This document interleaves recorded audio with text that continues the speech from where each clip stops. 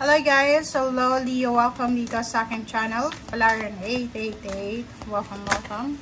Oh, first two cards tayo Leo, first two cards. Okay, first card mo dito is loss and inner child. So, sinasabi dyan sa'yo ng baraha Leo na pwedeng maraming nawala sa'yo. Siguro hindi ka nakapag-enjoy ng iyong kabataan, parang gano'n. So, isa sa pwedeng message na to is pwedeng nawala sa'yo. Nawalan ka ng chance, lalo doon sa mga breadwinner. Maaga kayong nakapagtrabaho, maagang itinaguyod yung pamilya. So, nawala yung parang hindi nyo na-enjoy yung inner child nyo. Okay?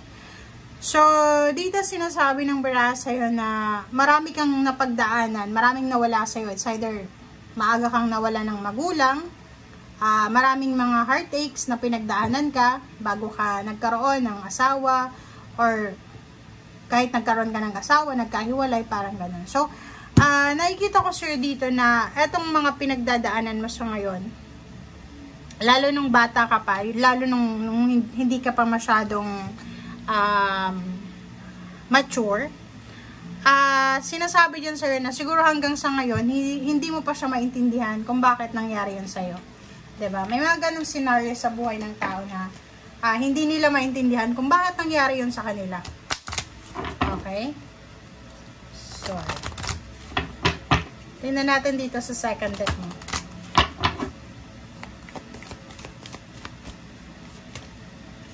Transportation. Okay, Leo. Comment down below if you resonated. May mga Leo dito na posibleng nagbabalak na lumipat ng bahay, maghanap ng trabaho sa mas malayong lugar, bumili ng sasakyan, umutang ng pera sa bangko para sa pagbili ng sasakyan. Comment down below. Or posible na mayroon dito na Leo na nagpaplano sila na mag-travel, bumalik sa kanilang probinsya, doon sa inner nila, inner child, parang ganun. Or, pwedeng mayroong mga Leo dito na magre-reminisce sila ng nakaraan nila. 'Di ba? Yung parang aalalahanin nila kung anong nangyari sa past, or iisipin nila kung yung mga what if nila sa buhay, na parang, what if kaya, nung bata pa ako, nag-aral ako ng ganito, ganyan, ganito. So, kita natin dito na marami kang pinanghihinayangan, marami kang losses, heartaches and losses na posibleng binabalikan sa ngayon. Transportation, may iba sa inyo dito na gusto nang umalis sa nakaraan. Hindi sila maka-move on, hindi sila alam mo yun, bumabalik pa rin kahit anong ginagawa nilang diba, paglimot sa nakaraan. Parang gano'n. Okay. Leo. Eto Leo, hindi ito past. Eto ay pwedeng mangyari anytime. Mag-iingat ka. Ikaw ba isang Leo na masyado kang matipid sa sarili mo? Na kahit gusto mong kumain, hindi ka kumakain kasi nag-iingat ka, gusto mong magtipid, gusto mong makapag-save ng pera. Mag-iingat ka dito sa Four of Pentacles kasi, like for example, marami kang pera sa bangko, or wala ka namang bank account, cash yung pera mo.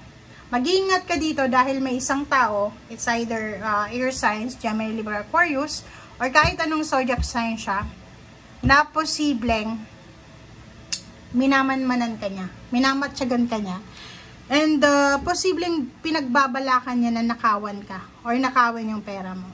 So, yun ang kailangan mong pag-ingatan.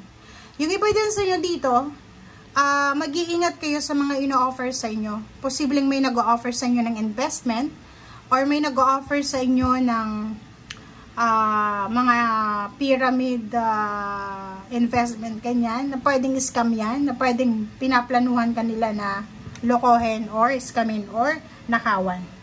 Okay? Yung iba din sa inyo dito, mag-iingat kayo sa mga paghawak nyo sa mga finances nyo. Okay? Hindi lang iisa, kundi maraming Leo dito na posibleng ma-overwhelm sila dahil sa perang hawak nila.